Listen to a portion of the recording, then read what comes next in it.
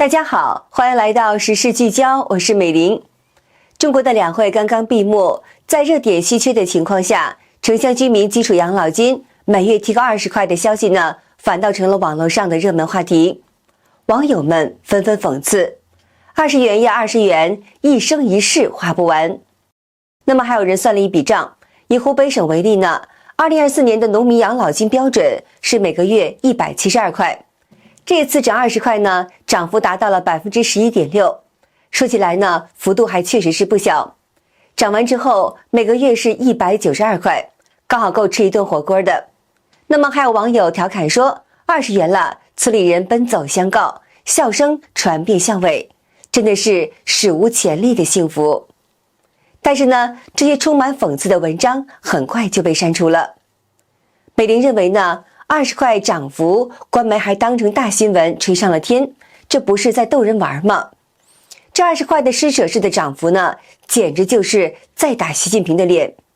他口口声声说要实现共同富裕，结果农村老人连温饱都难保。这种打肿脸充胖子的政绩骗得了谁呢？有人翻出其他国家的养老金数据，比如说德国的农民呢，每个月是900欧元，英国是600英镑，加拿大是1200加元。反观中国20块人民币的涨幅，讽刺说太好了，每个月多20块，终于能吃上一碗牛肉面了。据自由亚洲电台的报道，社会学者刘彦武在研究中揭示了农村老人生活的残酷的现实：没工作、没收入、失去劳动力、患病、被子女嫌弃，最终很多人选择了自杀。财经杂志报道，65岁以上中国农村老人自杀率远高于城市，尤其是85岁以上的更是触目惊心。甚至呢，有老人听到政府要发钱时苦笑着说，那就先不自杀了，再停2年。而与此同时呢，城镇职工的退休金却在稳步的上涨。自由亚洲电台援引易富贤掌握的数据说，以2022年为例，中共党政机关以及事业单位的退休人员约有2100万，平均每个月领取退休金是6100元。企业退休人员有1.15亿，平均每个月退休金为3149元。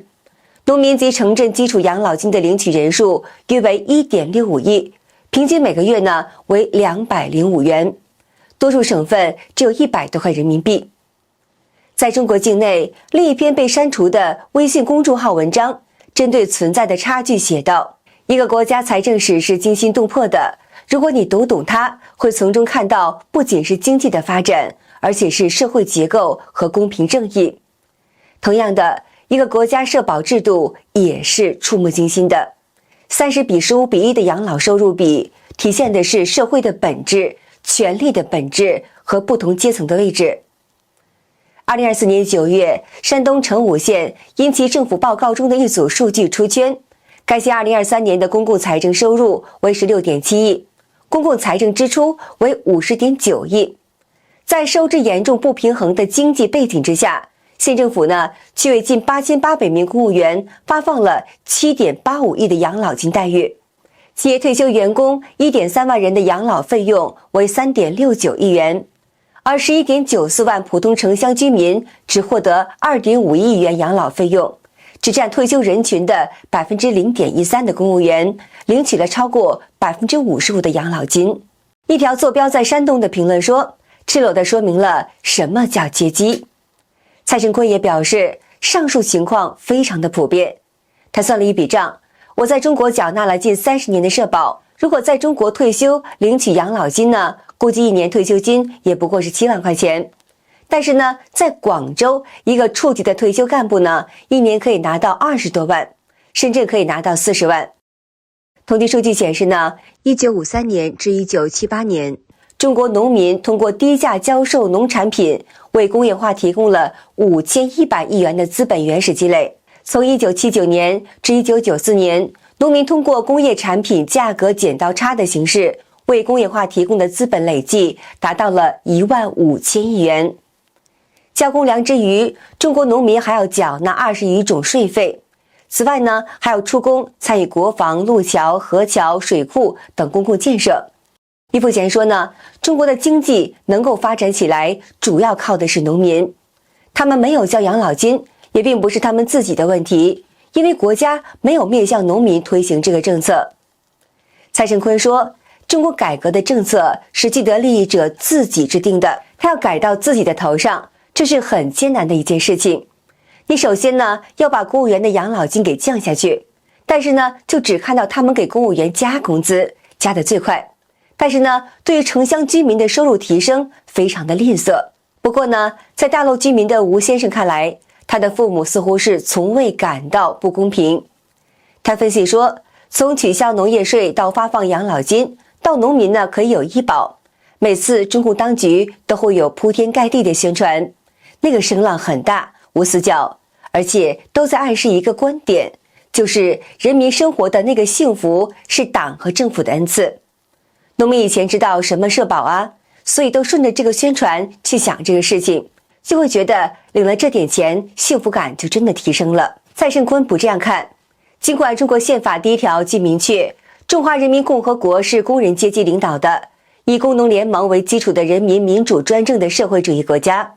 但是呢，农民在中国一直是自生自灭的。他说，就算选2万农民代表，他也不会去为农民说话。为不为农民说话，那是党说了算。平时呢，这些代表就是吃吃喝喝的，没有发挥任何监督政府或者是参政议政的作用。新浪微博的一名博主写道，中国农民其实不算公民，本质上是属于国家，也就是政府的佃农。明白这些就会发现了，给农民发养老金就丧失了佃的身份，丧失了汲取价值。最后呢，蔡胜坤还开玩笑地说，不要想多了，在中国呢就没有公民。好，接下来我们再来聊一下中共官场的消息。最近中共高层的权斗传闻又掀起波澜。全国人大常委会委员长赵乐际原本应该主持人大的闭幕会，却临时由副委员长李鸿忠代替。官方给出的理由是呼吸道感染请假，但是呢，这解释很快引发了外界的种种的猜测。由李鸿忠代替主持闭幕会，还直接公开说赵乐际是呼吸道感染，这种明确交代病因的做法，对中共高层来说非常的不寻常。因为如果按照惯例呢，领导人哪怕是真的生病了，通常也只能是模糊的说身体不适，而不是把具体病因公之于众。这点呢，让外界更加怀疑赵乐际是否真的只是病了那么简单。68岁的赵乐际最后一次公开露面是在3月8号的人大主席团会议上，之后呢，便是接连缺席多场重要的会议，这让他的缺席显得更加的反常。袁宏斌透露，北京官场内部早有传闻，赵乐际确实病得不轻，但是他强烈要求参加所有应该出席的会议，还在报告中提到，革命战争年代轻伤不下火线，重伤不叫疼，试图展现他的忠诚与坚持，来保住自己常委的位置。但常委会呢，最终没有批准他的请求，据说是担心被他传染，尤其是习近平，据说呢特别害怕染病，因此拒绝让他露面。那么也有分析认为呢，在目前的权力结构之下，除了习近平和丁薛祥，其他政治局常委预计都会在2027年按年龄退休，谁能留下来，谁就会被淘汰，早已是暗潮汹涌。而赵乐际呢，作为党内排名第3的常委，显然不想这么早的出局，因此极力争取露面，维持自己的存在感。独立时评人蔡胜坤在自媒体节目中表示，习近平与赵乐际之间的矛盾和斗争实际上已经是公开化了。习近平一直担心人大会上出现妄议中央或是呼吁他人下台的事，所以他让自己大秘，也就是把胡锦涛从20大会场上嫁出去的孔少迅来接管人大代表议案的管理工作。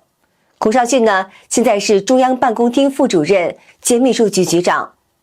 蔡胜坤认为，赵乐际本该主持会议，结果呢因病缺席，要么是病得不轻，不然就是出事了。他通过全国人大或是通过人大委员长的角色对习近平逼宫已经失败了。我认为呢，这还不是单纯的感冒的问题，也不是单纯的呼吸道感染问题。高级官员一般很少缺席这种重大的政治场合的活动。他表示，赵乐际在担任宗组部部长和中纪委书记期间，就按照习近平的指令提拔了不少习的亲信，也清洗了一大批江湖时期留下来的大佬，以及前任中纪委书记王岐山的人马。但是呢，赵乐际没有想到习近平会反过来对赵乐际提拔重用的亲信进行无差别的清洗。赵乐际作为党内排名第3号的常委、人大委员长，连自己身边的人都保不住，可以说是基本的尊严都没有了。蔡认为，究竟是习近平不让他出席，还是他真的病得很重？但是呢，我们可以预料的是，高层的内斗已经升级，而且是到了你死我活的地步。中国有句老话叫做“人一走，茶就凉”，这是中国政坛的常态。蔡胜坤说，但是呢，人还没有走，茶就已经凉了。那么就意味着你这个人已经被边缘化了，或者要被抛弃了。现在政治局常委排在第3号的赵乐际，我认为他就是这种处境，就是后者。那么还有人把这次事件和过去几次高层人事变动都联系在了一起，比如说去年的外交部部长秦刚因病缺席印尼峰会，随后呢就彻底消失了，最后被证实已经落马。还有就是下20大上胡锦涛被架出会场的那一幕，也让人是印象深刻。这些案例呢，让人不得不联想到中共内部的权力斗争往往都是因病缺席之后，然后就悄无声息地上演大清洗。那么如今呢，随着21大的临近，权力角逐越来越激烈，袁宏斌透露，红二代们已经达成了共识，认为习近平如果要继续连任，共产党的江山可能就会被他拖垮，因此正在酝酿着各种逼宫行动，试图阻止习再度连任。而赵乐际的这次缺席呢，无论是病了还是被边缘化，都成为这场权力斗争的一个风向标。接下来局势会如何发展，恐怕还会有更多的戏码上演。好的，以上是今天的全部内容，感谢您的关注。喜欢的朋友，请您记得点赞、订阅、留言，并且分享给您的朋友们。我是美玲，我们下期见。